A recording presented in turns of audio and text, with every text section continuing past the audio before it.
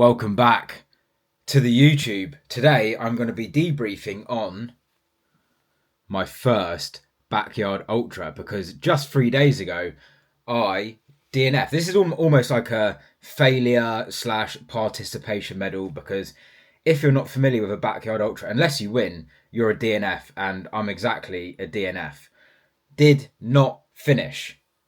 I completed 12 yards on my first attempt and I didn't make it back on the 13th. But what I'm going to do in this video is run you over what went right, that's almost like a tongue twister. What went right, what went wrong, things I would have done differently, things I learned lap by lap, all that sort of shit, because I was essentially going into the unknown with a Backyard Ultra for anyone that isn't familiar. And if you see me glance off to the right, I've made some notes because I know that if I just click record and I started talking, there's no doubt I would miss some things. And hopefully this makes me be more concise with what I'm saying instead of rambling, because as you may well know, I have a tendency to do that.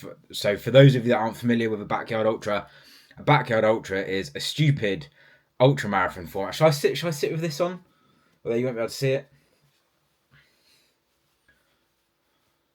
Sort of looks like I'm at like a corporate thing. I'm going to like scan my thing to get in, so I'm not actually going to wear that. So a Backyard Ultra is a race format whereby you run 4.167 miles or 6.7 kilometers on the hour every hour until one person remains. So it's a last man standing event, and the tactics of it is you have 1 hour to complete that 6.7 kilometers. So if you run that 6.7 kilometers fast, you get more rest, but then you have more chance of blowing up. If you run it slower, obviously you preserve more energy, but then you have less time to rest and change your shoes and your socks and fuel and put your feet up and all that sort of jazz. So it's almost one of them awkward distances whereby you wouldn't be able to walk it in that time. So it does require some running, but at the same time, it's not the greatest distance to cover an hour. But it does, as I'm about to tell you, it does become a great distance to cover in an hour when your legs are absolutely fucked and they really, really hurt.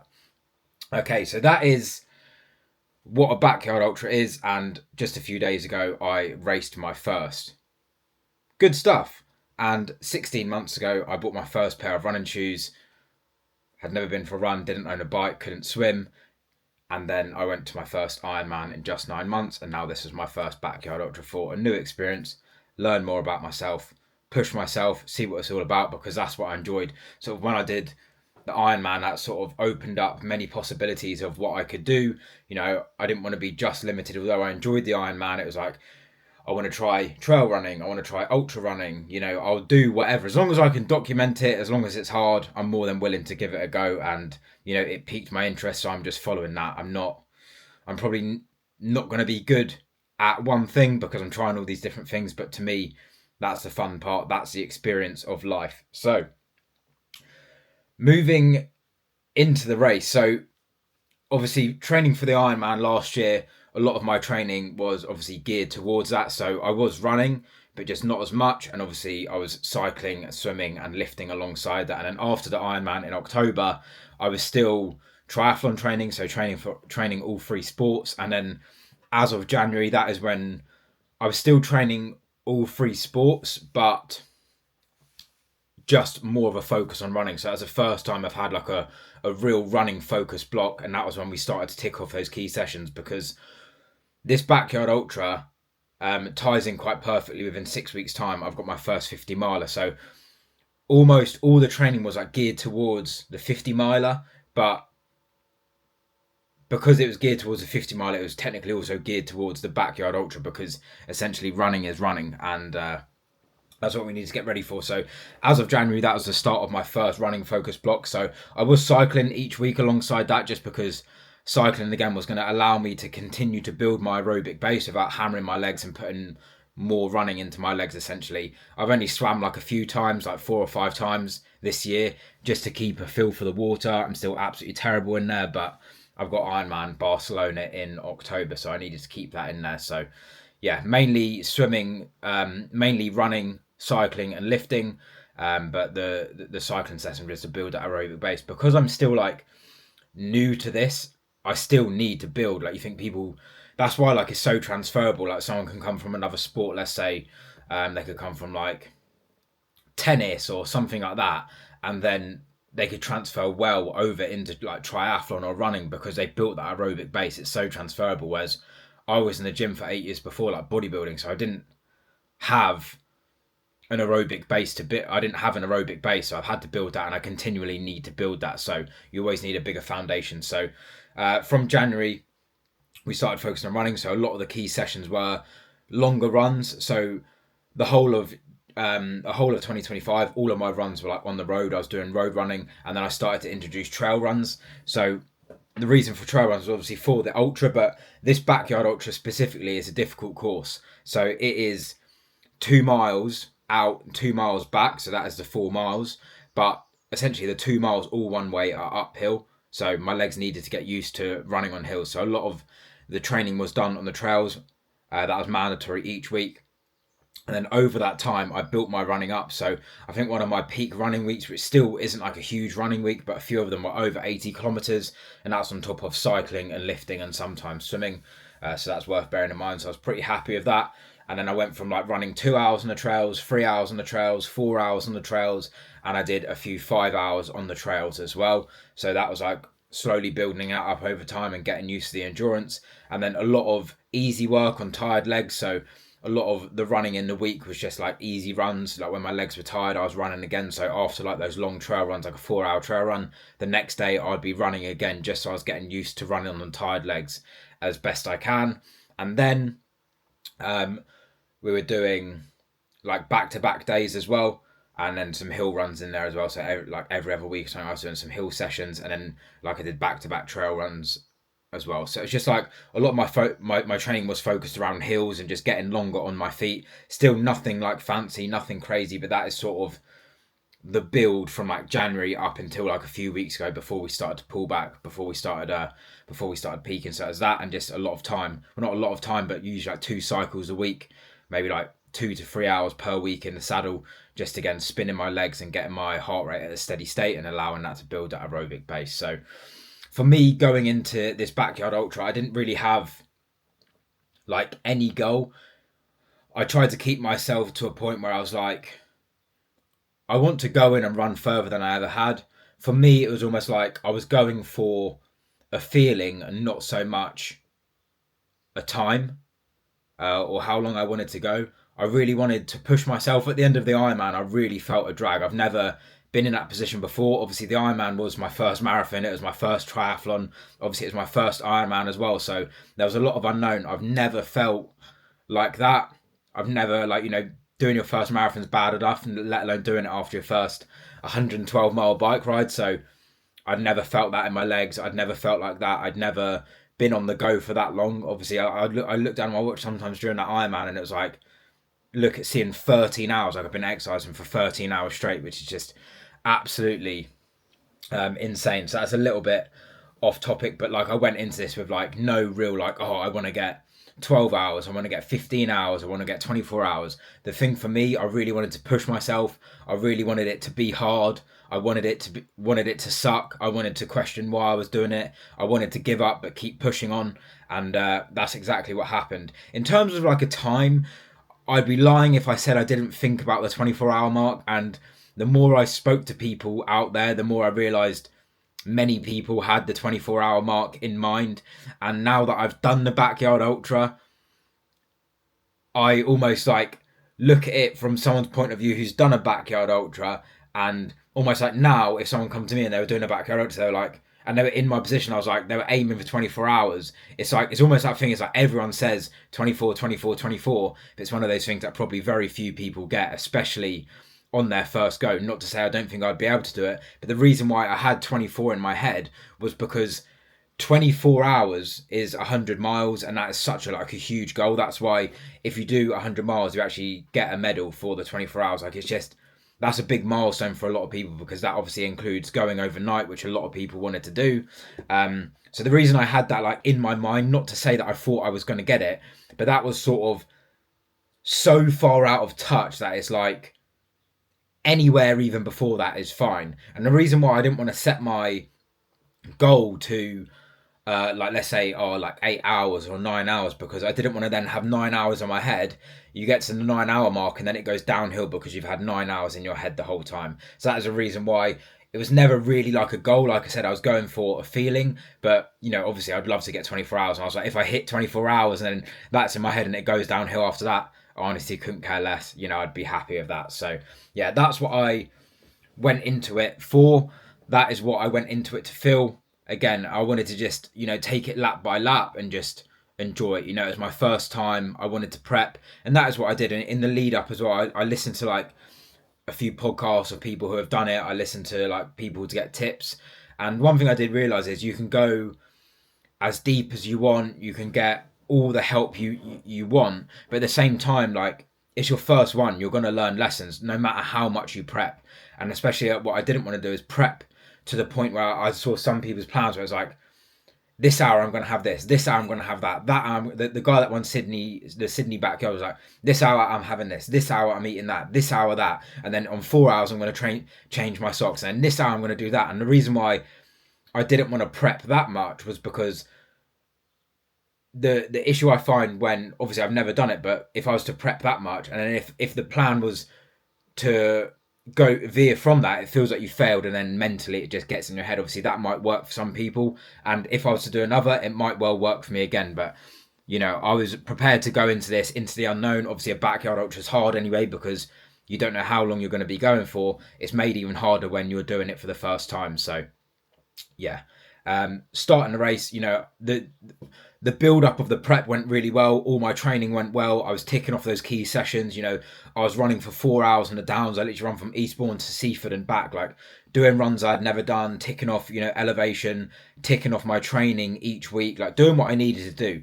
Essentially, I went into this race as I wanted to for the Ironman as well.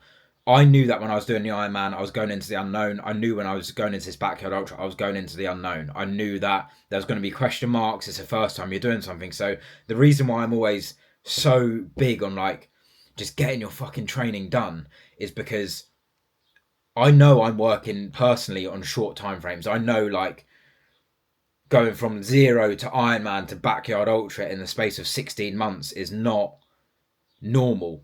People take way longer to do these things, and rightly so. It's a bit of a stupid goal, but it's something I wanted to do, and it's how I work. So I understood that by having these on short time horizons, that makes it even more important to not miss my session. So although I was going into the unknown, although there was a lot of question marks going into the backyard ultra, I knew that I had done my training, and I knew that my training had gone well. I'd stayed injury free. I'd had a really big focus on strength training 2 or 3 times per week, making sure I'm getting stronger, because that becomes more important when you're doing ultra training.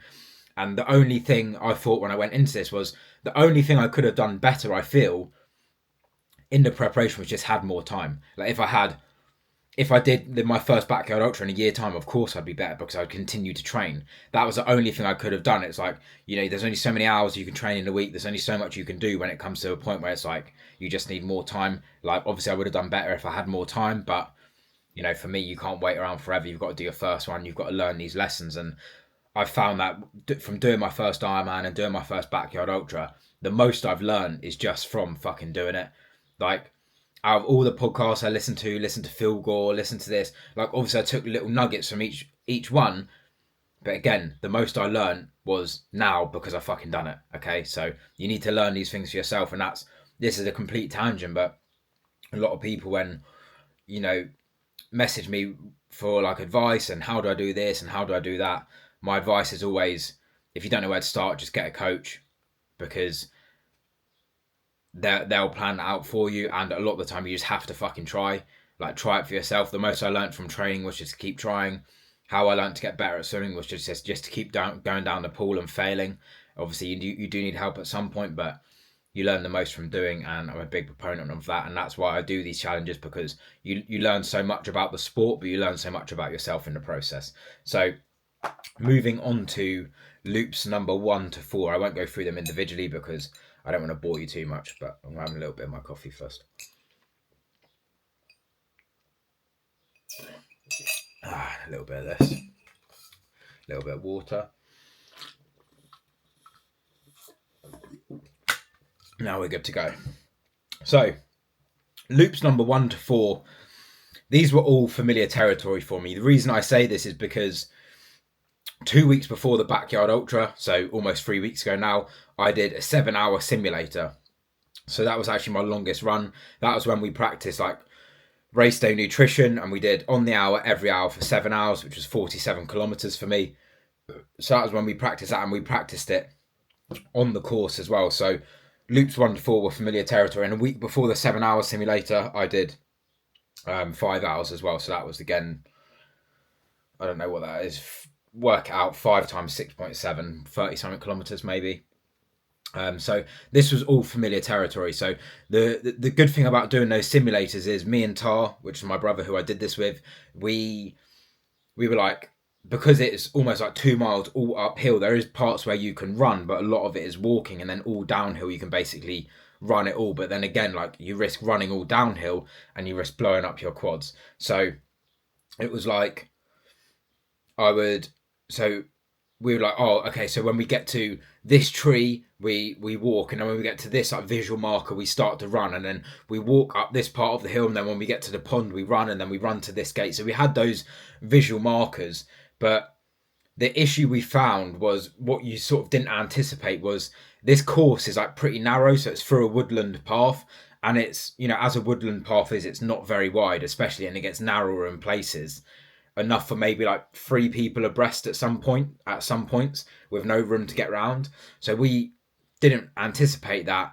there was 125 people, 130 people doing this event. 130 people, as soon as you go out of go, you go through a gate. It's only a small gate, and you've got 130 people sifting through a gate, and then there's another gate at the top, and then you're into a path where it's like you can walk 3 abreast. So we were not able to settle in as much as we would have liked. Whereas when we did it on our own, we were like, we'll run here, walk here.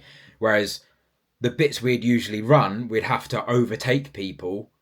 But then obviously we were like, oh, we're going to walk now. And then at some point they'd obviously choose to run. So someone's in front of you, you overtake them, start walking, and then they overtake you. So it's sort of like, I think that again was one of the mistakes we made, because I think that, it sounds stupid, but would have burnt energy. Okay, so that would have probably played into burning energy a bit. Like, again, we weren't able to play into that, so we did find it pretty hard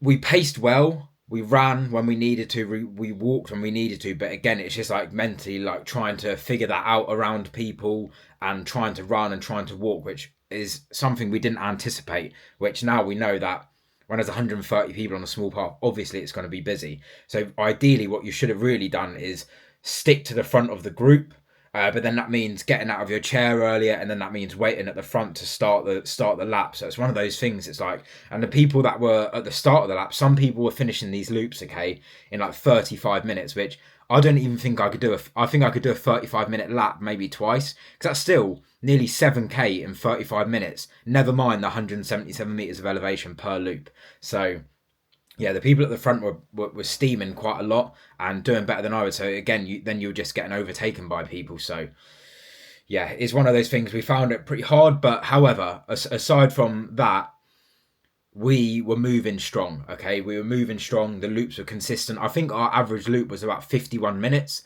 but I think we were coming in at about 49, 50 for these ones. And when we were doing our Backyard Ultra simulator, the 7 hours, we come in 47 minutes on the nose, every single one. 47 minutes, 47, not on the nose, but within the minute. So 47 minutes, 47:15, 47:30. We were in that 47 minutes. We didn't do a single lap that was 47 minutes throughout this. So again, although we did those Backyard Ultra simulators, it's like, it's so hard to simulate like a real race. Like, even when you do the Ironman, it's like, it's so hard to simulate swimming around hundreds of people. Like, unless you do it, that's the best practice you get. So again, these are all lessons I figured out when we were there, and that's also why I like these things. It's almost like problem solving on the go. Like, you can have things as planned out as you want, but there is going to become a point where you need to problem solve. So the goal for nutrition, I'll explain our goal for nutrition. So nutrition for me was about 90 grams of carbs per hour. So what it was, we had like one of the things we did is we bought way too much food. because we were expecting, like, we were like, oh, we don't know how long we're going to go for. You never know. You might absolutely boss it at your first backyard. Obviously, it's unlikely, but it is possible. You might absolutely boss it and you might be there, and it's sort of just scarcity of not knowing how much you'd want. And again, I didn't anticipate how ruined my appetite would be. So the goal for nutrition was 90 grams of carbs per hour. We had a multitude of different foods. So each lap, a soft flask of 30 grams of carbs. So that would be 30 grams of carbs in there. And then what I did is, in sandwich bags, I portioned out 40 grams of carbs in each sandwich bag. So I could just take one of those on the lap. So I'd have 40 plus 30, which is 70. And I was prepared to make up the rest of the carbs when I got back from the lap. So I'd have the bag, which was either like pretzels or it was like sweets. And then when I got back, I was probably having some savory food. So that was the goal. But I think one of the first mistakes I made, aside from overtaking people, so technically the second mistake was, I believe I overfueled to begin with, because 30 grams of carbs, then 40. And then when I got back, I had like these rice pots, I had porridge pots, I had flapjacks, which were all like, a rice pot was like nearly 60 grams of carbs. Obviously, a porridge pot has fiber in it, and it's heavier on the stomach. So I had like a full porridge pot when I got back at one point. So I was like 40 grams of carbs, had some honey, I had a banana, and then I had like half a rice pot. So I was trying to stick to whole foods, as that's what I'd heard, is like trying to stick to whole foods at the start. But I honestly think I overfueled, which came to bite me in the arse later in the laps. But that is 1 to 4, like nothing crazy eventful, just getting it done, enjoying it. You know, I spoke to some great people, met some great people, and that's sort of what drew me to ultra running is the first place. Is like the characters. I feel like sometimes marathon running can be like a bit prim and a bit proper, whereas like ultra running is a bit more like dirtbag style. It's just, you know, there's people from different walks of life and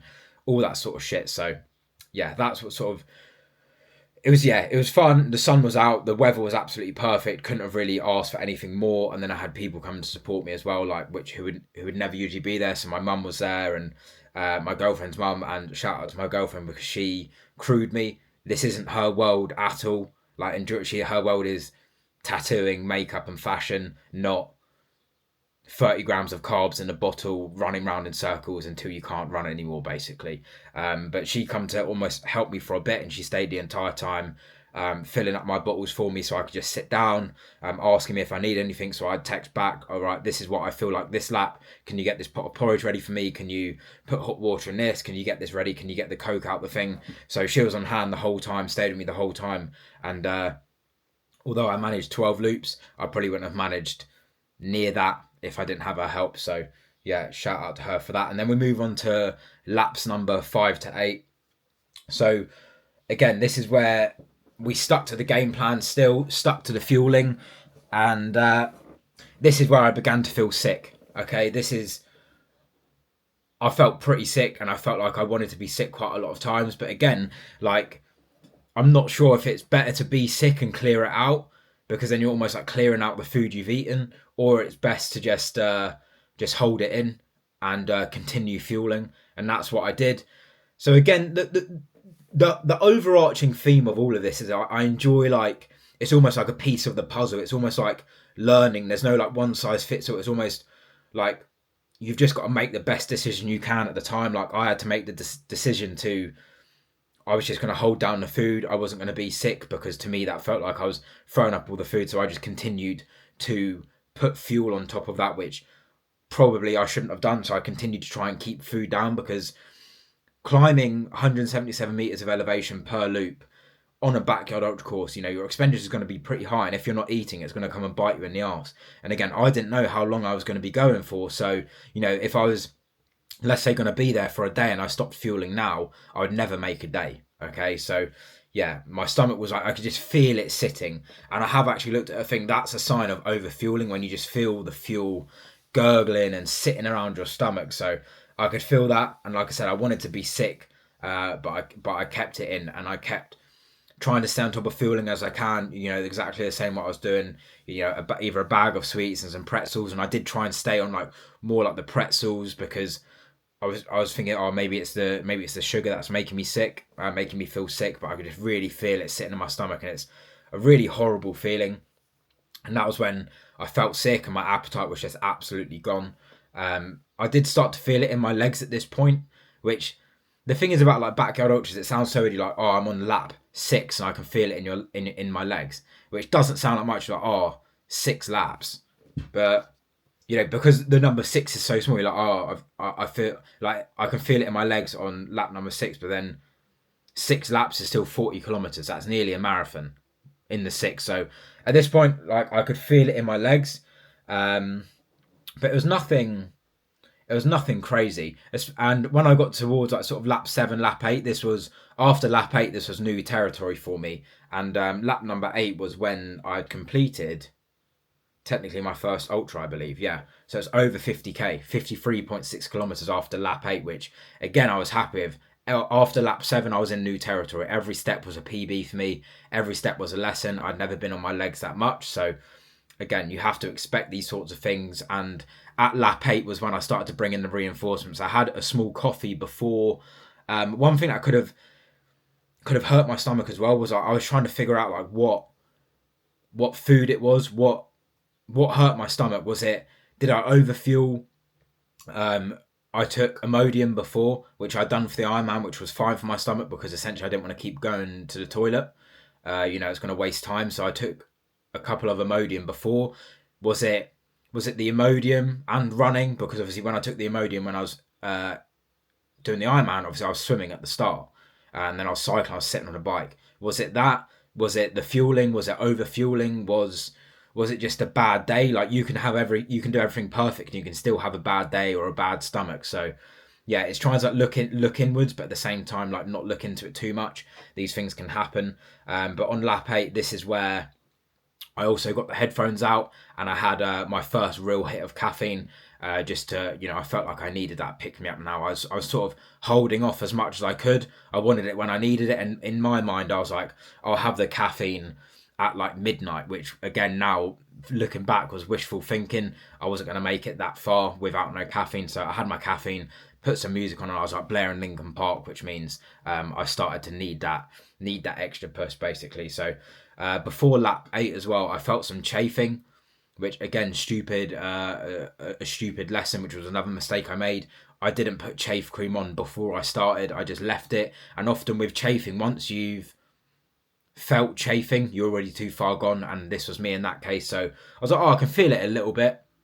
So I put some chafe cream on, went out for lap 8, and it was just absolutely burning, which means I'd either cut or, it chafed so much that I'd gone raw, which is already not good. So I was like, fuck's sake, am I really going to DNF over some chafing? Because, chafing can do that. It's so painful. But so what I did after lap 8 was I changed my shorts. So I texted back, got my girlfriend to get some boxers, which I brought with me. So I bought some boxers and I had some like loose shorts because I run in like half tights. So I was like, maybe that's it. So I put some new boxers on, chafe creamed up again, put some half tights on, and then took my half tights off, put some normal shorts on, and then tried to sort of problem solve that way before I went out for lap 9. So again, these laps I was still moving strong. Obviously I felt in my legs a bit, but we were still sticking to consistent pacing. I felt pretty sick, but I just continued on and just tried to remain positive through this time. So this moves us on to laps 9 and 11.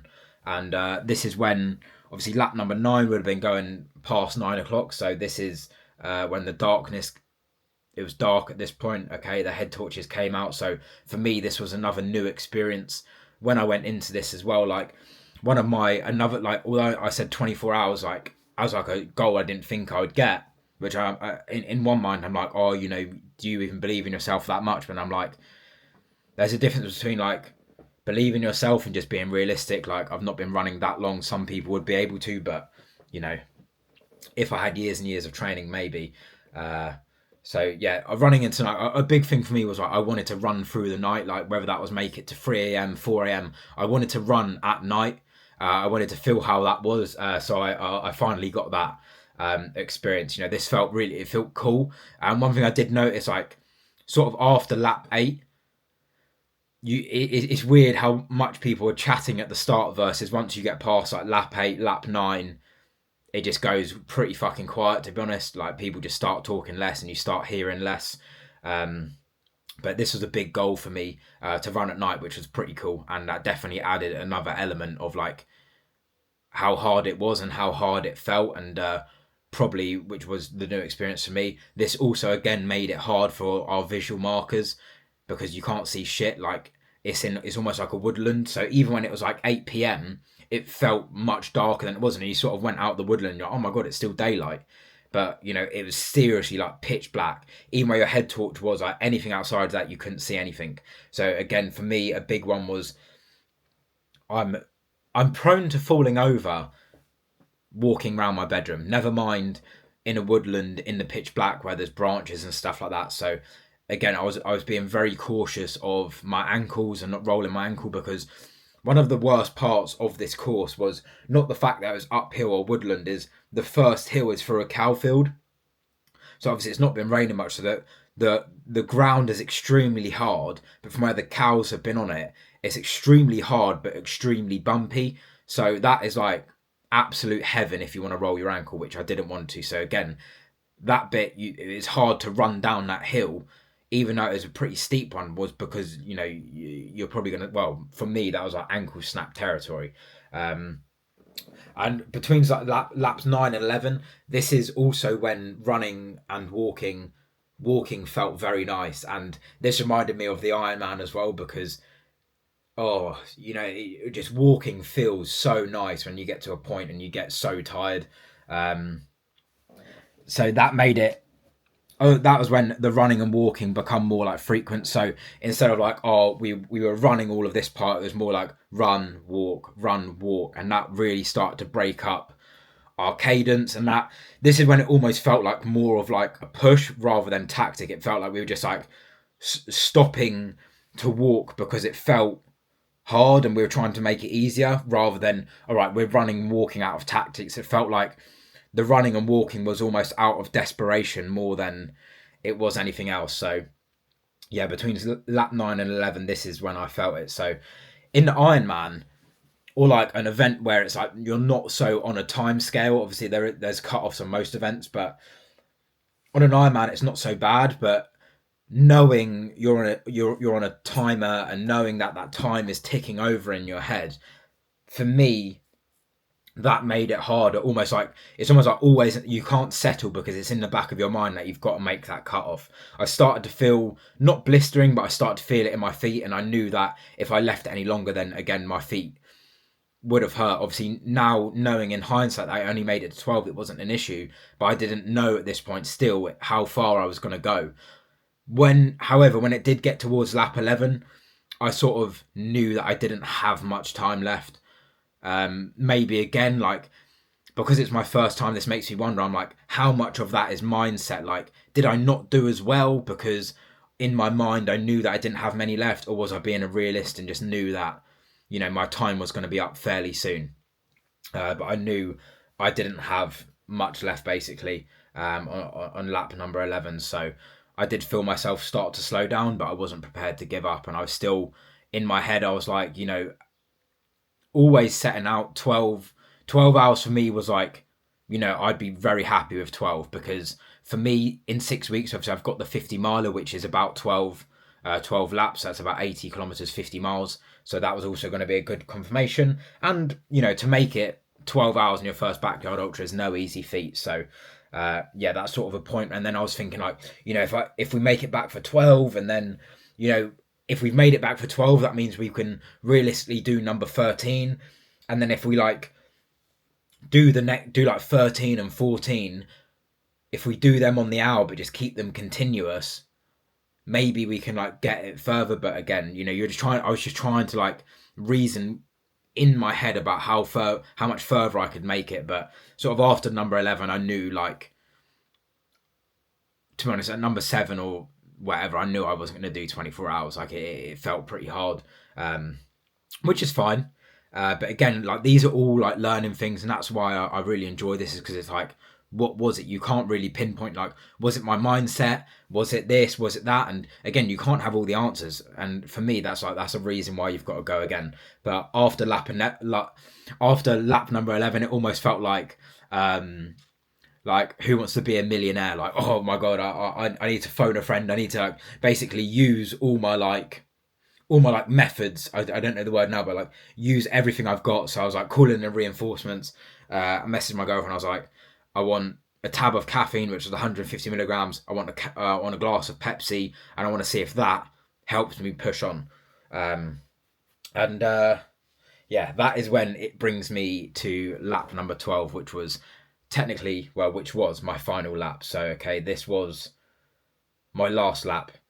At this point, pitch black, legs were hurting like I've not really felt. The thing about the Ironman was I felt myself shut down, like your brain sort of shuts off so you don't almost like remember how not negative, but you don't remember the pain so much. You only remember the good parts, which is essentially what keeps you coming back. But this was when I sort of knew like I might have had this was either going to be my last, or I had one more left in me. And for me, lap number 12 was when I could have just let myself time out. We had to push it to get back on this one. Pitch black, legs were really hurting, and we had to push to make it back for this lap. I remember the downhill was just like similar to the Ironman, which is like your mind is stopping you. Your mind just feels like it stops you from running, and you're like, come on, just run a little bit more. And then you're like, I'll stop in 5 steps time, and then like just push more, because you know that how much time running saves you. So again, the way back of lap 12 was just like running, walking, running, walking, running, walking. And what surprised me as well was how many people were still left. I think there was still like 30, 40 people left at this point, which is bloody well, like, which is really good. It just shows, sort of the sort of field that was there. But again, how much, because this is a new format, like how much better people are getting at it. So yeah, this was we made this one back. Like we had to push lap number 12 to get back, and we made it back with I think maybe like 2 or 3 minutes, not much at all. So we essentially had to turn back around. I wasn't sure if I'd make number 13. I was like, maybe I can make number 13 by the skin of my teeth, as I did for number 12. And one thing I didn't want to do was like I didn't want to quit in the chair. I didn't want to say I'm not going back out. I wanted to at least try. And I wanted to, push past where I thought I could. So, we turned back round at number 12. Tar was having a really hard time with his stomach at this point. Like he was like killed over like the Hunchback of Notre Dame with a bad stomach. So yeah, we neither of us wanted to quit in the chair. And one thing I'd say that we both started this together. We did 0 to Ironman together. We did this together, but we were both prepared to leave each other. Like obviously we run together the whole time. But if he was feeling good, he was going to go ahead. And we did, like, even when like one of us went for a toilet on route, one of us would always keep the pace. So we almost knew that was like a visual mark, knew that was a pace marker. We were prepared to go out on go out together. We were prepared to go ahead to get like on our own. But it turns out we were both sort of timed out at the same time. So lap number 13, I knew I was in a mess basically. I knew my legs were hurting. Like even when the bell went, we set off and we were just walking, and it was just like my legs were just so painful. Like definitely more painful than the Ironman. And it was almost like knowing that to even make it halfway, you were going to have to do 2 miles uphill. It's just, yeah, it was a real slog. We started walking off the start line anyway, straight into the hill, and my legs were so heavy. My legs really hurt, but I continued to walk and I continued to try and push on. I tried to run a few times, but it's just like, it's weird, isn't it? Because all of this stuff is like learning, and the more I do this, the more I'm sure I will learn my body and I will learn pushing. But it's one of those things like you reach that level of hurt and then you adapt to it, and then you reach a new level of hurt and then you adapt to it. It's like, it's also wondering as well, it's like, how much did my legs hurt, like, and how much do other people's hurt? Or are other people just essentially like, are they just better runners, or are they better at pushing through their hurt? Like, did their legs hurt as much as mine, but they just pushed through? But to me at the time, I was like that is it. Like maybe I could have squeezed, if everything went right, maybe I could have done another lap. The thing is about a backyard, you don't know technically what's gone wrong. You just have to try and do it again, which is the thing that like really interests me. But anyway, we kept walking. I kept walking uphill. At this point, it was hard because I was like, you know, even if I walk those 2 miles, I'm not making it back. So it got to the point where I just continued walking. I was so fucking slow. I did 1.5 kilometers out, which is why because I technically went out for third and come back. I did 1.5 kilometers in 25 minutes. So I was like, it's not even me worth walking to the top, because I'll literally be out here for 2 hours. I didn't have a jacket on. You can't go back and get a jacket, so I probably would have froze going out for that lap. So it's just, yeah, I made the decision to come back. I didn't want to quit in the chair, but then again, does that make me a quitter on course? I don't fucking know, but you know, it's just at the same time trying to make these smart decisions. I was short of breath as well, and I've actually got a video of like how short of breath I was. Like when I was walking up the hill, I was walking so slow at a snail's pace, but I was like just, and I've actually looked up, apparently it's like exercise induced bronchitis. Apparently it's like when you're like get so fatigued, it's like almost something to do with your diaphragm, or like it's either to do with like your diaphragm relaxing, or it's like where like the cold air and stuff. Either way, like I had it at the end of the Ironman as well. Like there's a picture of me crossing the line at the Ironman where I'm like I just can't get my breath, and I had that as well. So it's like, you know, I feel like I pushed adequately, and I feel like I pushed myself, and that was where it ended. And yeah, did 3k of that lap, so basically did half a lap and headed back. So yeah, that was lap number 13. It was rough, it's where it ended, but you know, that's it. I got what I wanted from this. You know, what I learned is that the format is brutal and it creeps up on you fast. Like for me, it's like it went downhill pretty fast. Like lap number 11 and 12 were just like boom, and then 12 I was like, I don't think I have anything left. Whereas, you know, if you ask me on number 10, I was probably moving quite well, and then within a matter of 2 laps you're done. It's at the same time, it's like, oh, it's only 2 laps, how can it change that quick? But again, that's 2 hours and that's nearly 14 kilometers. So it's like, you know, it feels like things can change fast when you say it's only 2 laps, but again, that's 2 hours, which a lot can change in 2 hours. So yeah, the format is brutal, as I thought. The course that I did it on was brutal. For me, on my watch, it come up to like 145 meters of elevation, or 140, but on the actual site it says 177 meters. So whatever that is, for me it come up as 80 kilometers, about 1700 meters of elevation.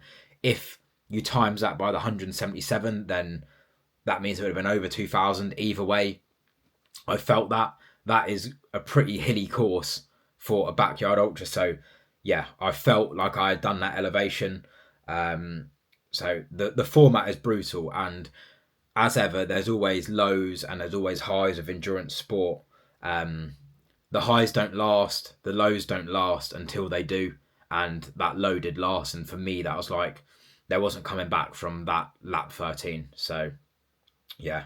And one of the things as well is, it was almost like I hoped for it to be a slog more, but the race format almost doesn't allow for that, because especially what we found on this course is that there's not much room for error versus a flat course. I know obviously like a flat course has its limitation. Like a flat course is harder in a sense because you have to keep the same cadence up almost, but where it's almost like 2 miles for 140 or 170 meters of elevation, like you can't slow down too much, and if you walk a little bit too much, you're going to be back. And obviously we were averaging 51 minutes per loop, so you know, you only have to walk a little bit too much a few times and run a little bit less, and you know, you're coming in at an hour. So there's not, like, that adds to it. As much as you think, oh, every hour you get a bit of rest, you know, it doesn't mean like on like a point to point ultra you could probably walk for a few hours and, you know, focus on getting your nutrition down, whereas this you can't. You just time out. So it does keep you on your feet and it does creep up with you fast. So yeah, that is the Backyard Ultra. What would I do differently? To be honest, not much. I think this is still a new format, and as I said at the start, it's like things will work differently for different people. Like, of course, you want to, like I did, you want to try and get some sort of general advice, but again, I think it's important you try. Like, then again, you know, I could do another now and I'm like, right, I'm going to plan things down to a T. On this hour I'm having this, and not deviate from that, and not allow myself to pick and choose and not have so much of a flexible plan. Maybe a rigid plan would work for me better. Maybe it wouldn't. Maybe I need to stick to only whole foods. Maybe maybe this, maybe that, or maybe I needed more training. Like, these are the things you don't know, and I think that's sort of the beauty of endurance sport, and that is the beauty of testing your own limits, because these are your limits for a reason. You're understanding your body. You know, we're coming to find out what we can do. Like, of course, if you wanted to be a pro athlete, then it becomes more relevant. But for me, it's like I enjoy like the self-discovery. I enjoy the learning. I enjoy making mistakes, because, you know, that's how we learn. We learn these lessons the most. So, like I said, I wouldn't do a great deal, but I'd probably be more consistent on the same foods. Again, it's hard to tell, like, what, like, was the ruining of my stomach, was that what let me down? Was it taking the Imodium? Was that let me down? Was it because I wasn't getting enough fuel in? Was it just that I'm just not in a position where I'm fit enough? You don't know. You don't know. Is it because, you know, I gave up too early and I couldn't push through my legs? You don't know. You don't know what you don't know, essentially. And it sounds like so like wishy-washy, but again, that is, to me, that is what this is. So yeah, what I do differently, and as much as and there was a lot of times that I don't think I mentioned, I questioned, probably when I got to about like lap 9, I was like, what is the point of this? But like the 50 miler, we're going from point to point, we're going to see the beautiful landscapes of Wales with this, because this wasn't a loop either. You were running up 2 miles, down the same path for 2 miles, just up and down, up and down, up and down, which at the time, like, why am I even doing this? But now that I've done one, I'm almost like, I want to go back to try and prove to myself that it wasn't, like, try and rectify the mistakes I made. So that is why, like, again, like, I leave and I'm like, me and Tolma said this, you almost like gaslight yourself. I'm like, did I have more in me? Did I just, like, did I think my legs were too heavy? Because the next day, like, obviously I'm stiff, like, I'm now like 3 days, not even 3 days after, 2.5 days. And my legs aren't like, I'm not like that sore. And I'm like, oh, because I didn't wake up that sore, did I not push hard enough? Is that my mind trying to shut me off? Have I not experienced pain like that enough? Considering that's only my second event. That's only the second time in my life I've experienced like my hurt legs like that. So not only am I still a newbie in terms of 16 months of training, I'm also a newbie in terms of experiencing this. So again, it's just like, I want to go back to experience that, to almost like double check, like, oh, I wasn't actually being a pussy. It was actually that hard. And that's why I think the Backyard Ultra, as much as it's like a race, it's almost like a personal test where you almost going to double check yourself and double check that you are that person that can do that. So yeah, it's like I said, it made me feel like I had more because I wasn't as dead the next day. And it's like, how much of that was just me not pushing myself versus me not having the training? Like, were people's legs hurting as much as mine, but they just learned to push through it? Or do I just simply not have the training? Do I simply not have the durability yet? Have I simply just not trained long enough? Because again, I think, and it leaves me with more curiosity, basically, of gaslighting myself into maybe I wasn't pushing hard enough. Maybe if I encounter that again with it fresh in my mind, I can push further. Like, yeah, it's just, yeah, you really just do not know what that's going to be like. So yeah, one thing I do want to close on is, you know, I am happy with that goal. Like I said, I had 12 as sort of like a minimum because I've got the 50 miler coming up, albeit that's got a lot more climbing. I am happy with it. At the end as well, I did, and over the days, I have sort of questioned, like I said, have I pushed myself enough? Is it me, or, you know, am I just not good enough? But again, I'm like, we're so caught up in consuming like elite level content. Like, the people just literally ran, they were gone, and I was on my 13th and I just couldn't walk. And, you know, you're just like, oh, like, you feel like not to. And by the way, none of this is excuses. Like, no, like, hopefully it hasn't come across that, but no excuses. Like, I just wasn't good enough to go further, whether that's me not mentally being good enough or my body not being good enough. On the day, I wasn't good enough to go further. Obviously, like I said, there's things that I feel like could have done differently. But again, that's what you learn, and that is the enjoyment of it. We need to not be in so much of a rush. And I know that's rich coming from me, considering I'm the one that went 0 to Ironman, didn't do any triathlon, and have gone straight into a Backyard Ultra and done 80k. I'm like, mate, you have just ran 80k. 10 hours, 50 minutes of moving time within your first 16 months of training, and only one real running build. So it's just, yeah, it's just understanding that, yeah, being happy with where you're at and knowing that you have pushed hard and 80 kilometers is far, and you've done yourself bloody proud. And, you know, I wasn't even running 16 months ago to be here. So, yeah, being happy with it. I definitely have questioned it over time. But again, when I was on the way back, I was like, people doing 250 milers, and how the fuck do people do it? But people do it, and that it just gives you another level of respect for endurance sports and the athletes that do it. So, yeah, now I'll be having a week of training to recover and to adapt to the stimulus and obviously the hurt that I've put my body through. But on the 20th of June, I'll be racing my first 50 miler in Wales. So this is a mountain 50 miler, 2,900 meters of elevation.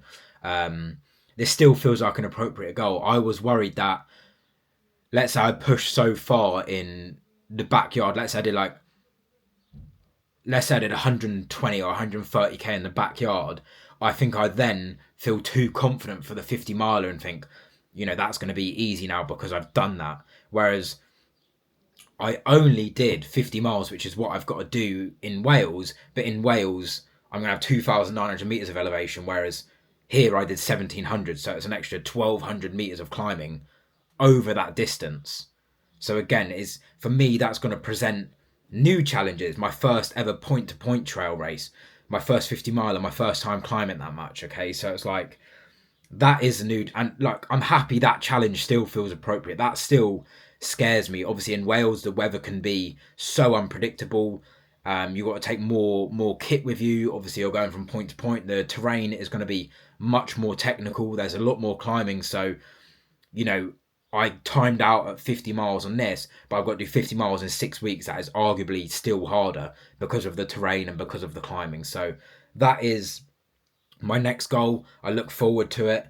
And ultimately, I need to be better. I need to train more. I need more time under my belt. I need to be better. I'm proud. This leaves me with some confidence going into the 50 miler, but also not too much confidence because Wales is not going to be easy.